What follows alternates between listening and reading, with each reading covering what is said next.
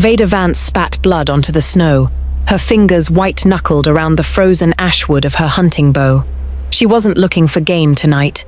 She was looking for a way to survive the Everbleed, the unnatural, biting winter crawling down from the polar waste like an unholy shroud.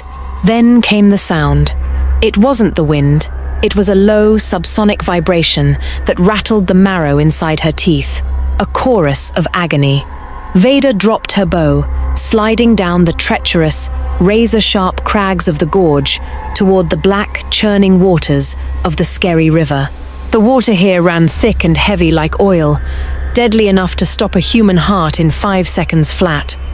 But what she saw in the slush-filled rapids made her breath catch in her throat. Monsters, immense prehistoric beasts, with shoulders as broad as war horses and thick midnight fur, were thrashing against the black current. 11 of them, trapped beneath massive, submerged iron chains, and the chains were glowing with a sickening, pale luminescence, liquid silver. "No, no, no," Veda whispered, recognizing the alchemical burn immediately. "They aren't just drowning, they're being executed." One of the massive wolves locked eyes with her through the frozen mist. Its gaze wasn't wild. It was intelligent, desperate, dignified. It didn't growl. It pleaded. Veda didn't hesitate. Survival in the north meant ignoring your fears. She dragged her father's heavy logging ropes from her sled, throwing the iron anchor around a frozen pine. She pulled 3 glass vials from her coat, vials filled with a bubbling emerald acid, her father's forbidden legacy. "Hold still, you magnificent bastards," she hissed, leaping onto the slick ice shelf. She slammed the acid vials directly onto the silver-coated anchor chains. The reaction was violent. Searing white smoke hissed into the air, burning Veda's face, but the silver chains cracked. With a strength born of pure adrenaline and survival instinct, Veda threw the ropes. One by one, the massive 600-pound beasts grabbed the line with their jaws. Veda hauled, her muscles tearing, her skin blistering from the freezing spray. 1 wolf, 2, 3. The ice cracked beneath her boots. Her hands bled through her leather gloves, staining the white snow a deep, dark crimson. By the 11th wolf, her lungs felt like they were filled with crushed glass. The 11 massive beasts stood on the riverbank, shivering, bleeding, yet they formed a silent, protective wall around her. They didn't attack. They watched her with a heavy, ancient reverence. But the water wasn't done churning. A 12th figure broke the surface. A titan. A wolf easily twice the size of the others, its fur the color of a winter storm, its eyes a piercing, majestic sapphire blue. But embedded deep into its chest was a massive, silver-tipped ballista bolt, leaking black, poisoned blood into the river. The Alpha King was sinking. Veda looked at the dying titan, then at her frayed rope. The ice beneath the king was disintegrating. If you want to know if Veda survives the sub-zero plunge to save the Alpha King, make sure to hit that subscribe button right now and turn on notifications. The real nightmare is just about to begin. Veda didn't think. She lunged. She dove headfirst into the sub-zero, oil-thick water of the Skerry. The cold hit her like a physical blow, knocking the air straight out of her lungs. Darkness threatened to swallow her whole as she sank into the black depths, her hands frantically searching through the blinding current until they locked onto the thick, freezing fur of the titan. The wolf was completely paralyzed by the silver poison, drifting down into the abyss. Veda wrapped her arms around his massive neck.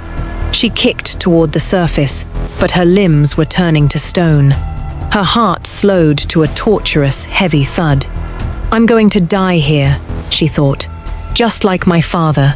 Suddenly, 11 massive jaws clamped onto her clothing and the titan's mane. The rescued pack pulled with a unified, desperate surge, dragging them both crashing onto the jagged ice shelf. Veda collapsed, coughing up black river water, her body violent with hypothermia. She was slipping away, but the wolves didn't leave her. The 11 massive beasts instantly closed ranks, collapsing their heavy, burning hot bodies over her. creating a living furnace barricade against the howling northern gales. Their supernatural body heat surged into her freezing veins, forcing her heart back to life. An hour later, the sun hadn't risen, but the storm had passed. Veda dragged herself out from beneath the wall of fur, her hands still shaking. The Titan wolf lay on the snow, his breathing shallow, the silver bolt in his chest sizzling against his flesh. "You're dying," Veda whispered, kneeling beside the massive beast. "The silver is locking your form. If I don't pull it out, the poison will reach your heart." She ran back to her sled, grabbing her father's old surgical kit and a flask of concentrated alchemical neutralizer. She returned to the Titan's side, locking her eyes with his sapphire gaze. "This is going to hurt. If you bite me, we both die." The Titan gave a low, rumbling whimper of understanding. Veda sliced into the muscle with her scalpel. The silver poison flared, releasing a toxic vapor that made her dizzy. She grabbed the iron shafts of her heavy pliers, clamping them onto the silver bolt. She pulled with everything she had. The Titan let out a localized, agonizing roar. He thrashed, his massive paws digging deep furrows into the frozen earth. But he did not strike her. With a final, sickening crunch, Veda ripped the silver bolt free. The wound poured black fluid. Thinking fast, Veda sliced her own palm with her knife, pouring her blood mixed with the emerald alchemical neutralizer directly into the open wound.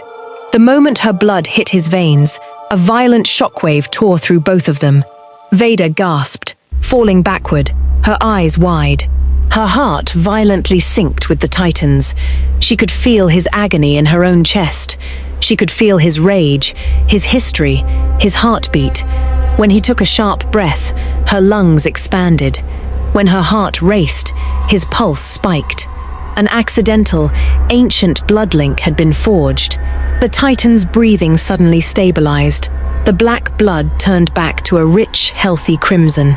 He looked at Veda, not as a predator looks at prey, but with an intense, terrifying realization. They were bound. Veda watched in absolute shock as the 11 massive wolves around her began to twist and deform. Bone cracked and reshaped. Fur receded into pale, battle-scarred skin. Within moments, the wolves were gone. In their place stood 11 towering, heavily muscled men, shivering in the morning light, wrapped only in the remnants of fur cloaks. They were the Frostborn, the mythical shapeshifters of the northern wastes. Veda staggered back, her hand flying to the hunting knife at her belt. "What? What are you?" The Titan wolf on her cot began to change next. The transformation was slow, agonizingly hindered by the residual silver in his system. His massive paws shifted into large, calloused hands. His snout receded into a sharp, aristocratic jawline, framing a face of brutal, regal beauty. A towering monarch standing over 6.5 feet tall, his piercing sapphire eyes locking onto her. The 11 men instantly dropped to one knee, bowing their heads. "My king," one of the vanguard warriors breathed. The leader closed his eyes, taking a steady breath, his chest rising and falling in perfect, terrifying unison with Veda's. He looked down at his healed chest, then at Veda's bleeding palm. "You are a Vance," the leader said, his voice a deep, resonant baritone that commanded absolute authority. "I can taste the alchemy in your veins, and I can feel your heart beating inside my own ribs." "Who are you?" Veda demanded, keeping her knife raised, despite her trembling knees. "I am David," he said, stepping forward. "Sovereign of the Skerry Pact, ruler of the Northern Brood. And you, human, have just bound your life to the fate of the entire Winter Court." Veda lowered her knife slightly, the pieces clicking together in her mind. "The Northern Brood, the legends are true. You're the reason the Southern Crown is pushing the borders." David nodded grimly, his expression darkening. "We were ambushed at the gorge, betrayed, hunted like animals by men wielding weapons that shouldn't exist. Weapons designed to lock our souls between forms and melt our flesh from the inside out." One of his vanguard, a massive warrior named Jeren, stood up, his face grim. "They herded us into the river with liquid silver nets, King David. It was a calculated slaughter. They knew our migration path. David turned his sapphire eyes back to Veda. They call their leader Lord Malakor, the High Alchemist of the Southern Crown. He seeks to wipe my people from existence, to harvest the magical core of the northern mountains. But he did not invent those silver weapons alone. He had help. David took another step closer, his gaze boring into her soul. He used the blueprints of a rogue alchemist who fled the capital 20 years ago, a man named Veda Vance, your father. Veda felt the air leave her lungs. The ground beneath her felt like it was shifting. Her father hadn't been exiled over simple politics. He was the monster who created the very weapons that had almost slaughtered the men standing before her. No, Veda whispered, her voice cracking. He fled because he realized what they were using them for. He hid me here. It does not matter why he fled, David said coldly, though a flash of shared pain crossed his face through the blood link. What matters is that Malakor is coming, and he will follow the scent of our blood straight to your door. The air in Veda's small, isolated cabin grew heavy with tension. The 11 vanguard warriors crowded into the small space, their large frames filling the room. David sat on a wooden bench, his jaw clenched as he felt a sharp, sudden pain in his hand. Veda had accidentally nicked her finger while cleaning her father's old surgical tools. He looked up, watching her bandaging the small cut. "We need to move," Jaren urged, pacing the wooden floorboards. "The silver poisoning is still in our blood, King David. We cannot shift.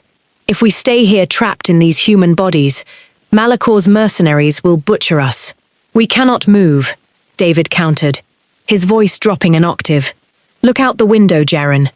The storm is returning, and we have wounded. Furthermore, if I run, the human dies. Our lives are tethered now. If Malakor catches her, I fall." Veda turned around, slamming a heavy leather-bound journal onto the oak table. "We aren't running, and we aren't dying." The warriors fell silent, staring at the lone human woman. "Your father's journals?" David asked, his sapphire eyes narrowing. "Yes," Veda said, flipping through the yellowed pages, filled with complex alchemical formulas and structural diagrams of weapons. "My father spent the last 20 years of his life trying to create an antidote to his own creations. He knew Malakor would eventually come for the north. He built this cabin over a hidden cellar. It's not just a cellar, it's an armory." She walked over to the corner of the cabin, kicking back a heavy bearskin rug to reveal a thick, iron-reinforced trapdoor. She pulled it open, revealing a dark stone staircase leading down into the earth. David followed her down, the vanguard trailing behind. The cellar was vast, smelling of sulfur, dried herbs, and cold steel. Racks of finely crafted broadswords, heavy crossbows, and throwing axes lined the walls. But more importantly, crates of glowing, emerald-tinted vials sat in padded straw. "The alchemical neutralizer," Veda said, pointing to the crates. "It won't cure the silver poisoning instantly, but if we coat your weapons in it, it will shatter the alchemical armor Malakor's men wear. And if we rig the perimeter of the cabin with these frost bombs, we can turn the terrain into a slaughterhouse." David looked at the weapons, then at Veda. A slow, respectful smile touched his lips. "You possess the mind of a warlord, Veda Vance. I possess the mind of someone who wants to live," she shot back. "Your men are weak. They can't use their teeth or claws right now. But they have brute human strength, and they have broadswords. I know how Malakor tracks. I know his tactics. You are going to take orders from me if you want to see tomorrow." Jaren bristled, stepping forward. "A human commands the vanguard?" David raised a single hand, silencing his warrior instantly. "She saved my life. She saved all of your lives.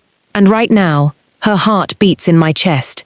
If she says we fight as men, we fight as men. Prepare the defenses." For the next 4 hours, the cabin became a hive of frantic, lethal preparation. The vanguard warriors, guided by Veda, rigged the surrounding forest with devastating timber traps and pressure-plated frost bombs. The heavy hunting crossbows were brought up, Their bolts dipped in the emerald neutralizer. Suddenly, a low, ominous sound echoed through the valley. It wasn't the wind. It was the heavy, synchronized thud of armored boots. Veda ran to the window, peering through the frost. Through the tree line, a small army emerged. At least 30 elite, heavy armor mercenaries, carrying black powder ballistas and glowing silver-spiked maces. Leading them was a massive, scarred commander, wearing the crest of the Southern Crown. If you want to see how a handful of weakened shapeshifters and one human woman stand against an elite army of silver hunters, hit that like button and drop a comment predicting who survives this bloodbath. The siege begins right now. They're here, Veda whispered, her hand tightening around her father's heavy hunting crossbow. David stood right behind her, his breath warm against her neck. Through the blood-link, she could feel his pulse steadying her own racing heart. "Let them come," he murmured. "They think they are hunting wolves. They do not know they have walked into a fortress." The mercenary commander raised his hand, shouting a muffled order through the wind. Boom. The heavy black powder ballistas erupted. Massive, iron-tipped logs slammed into the front perimeter of the cabin, shattering the outer wooden fences. The mercenaries charged, their silver-spiked weapons gleaming in the grey light. "Now!" Veda yelled. Jaren, hidden in the tree line, pulled a heavy tripwire. A massive, overhead log trap swung down from the canopy, slamming directly into the first line of mercenaries with a sickening crunch of metal and bone. 4 men were launched into the snow, their armor crushed. Seconds later, 3 mercenaries stepped directly onto the hidden pressure plates. The alchemical frost bombs detonated. A localized wave of absolute zero energy erupted, instantly freezing the moisture in the air and encasing the soldiers in solid, brittle ice. "Crossbows, fire!" Veda commanded, leaning out the window. She pulled her trigger. The emerald-coated bolt tore through the air, piercing the neck of a mercenary who thought his alchemical armor made him invincible. He dropped instantly, the emerald fluid neutralizing the protective enchantments on his gear. The vanguard warriors launched a volley from the roof, dropping another 5 attackers in a matter of seconds. But the mercenaries were elite, and their numbers were overwhelming. They breached the frozen perimeter, swarming the cabin doors. The front door exploded inward, shattered by a heavy iron battering ram. The vanguard warriors roared, drawing their broadswords coated in emerald acid, rushing the doorway. The combat was brutal, confined, and bloody. Even without their wolf forms, the Frostborn possessed terrifying physical strength. Jaren cleaved through a mercenary's shield, his blade sizzling as the emerald acid melted the metal. David moved like a shadow, his sapphire eyes flashing with royal fury. He parried a silver blade with a stolen steel sword, his movements precise and lethal. Every time a mercenary's silver weapon grazed a vanguard warrior, the warrior would scream in agony, the silver smoke rising from the wound. Veda remained in the rafters, reloading her crossbow with mechanical speed, dropping any soldier who tried to flank David. But then, the sound of splintering wood echoed from the rear of the cabin. A massive mercenary commander, standing nearly 7 feet tall and wielding a terrifying, silver-spiked mace, broke completely through the side wall. He scanned the room, his eyes instantly locking onto Veda up in the rafters. "The alchemist's brat," the commander bellowed, swinging his massive mace upward. The blow shattered the support beam of the rafters. Veda screamed as the wooden platform collapsed beneath her. She crashed hard onto the floorboards, her crossbow flying out of her reach.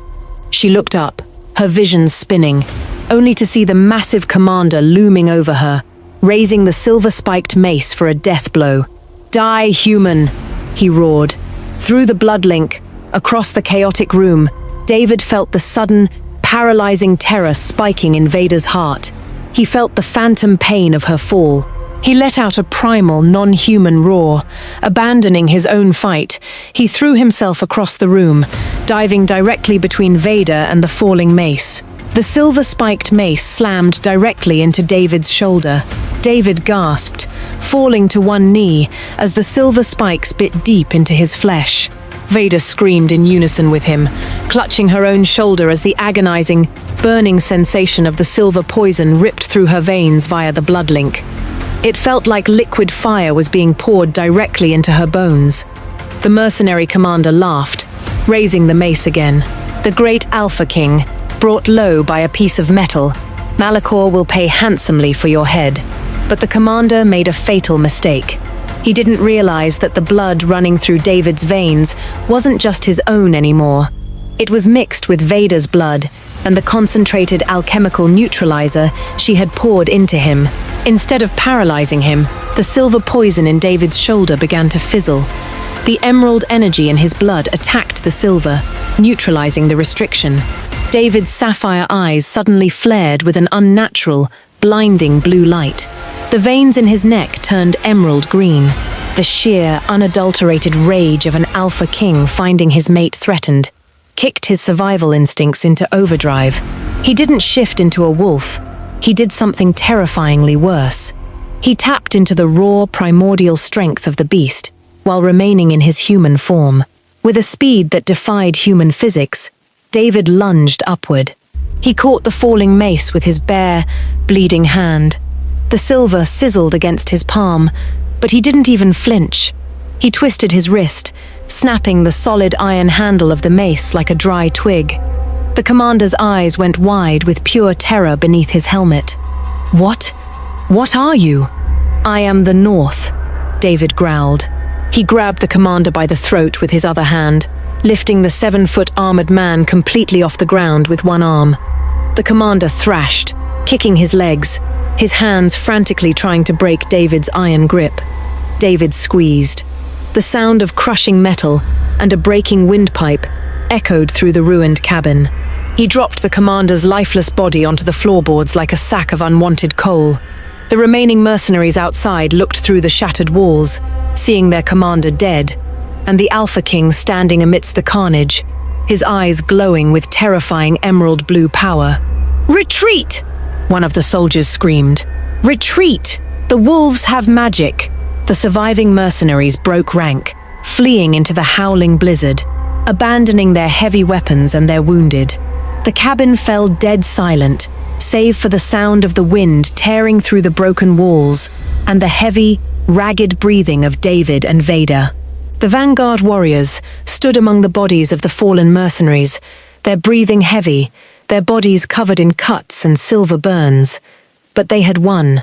A handful of weakened shapeshifters and one human woman had utterly destroyed an elite Imperial strike team.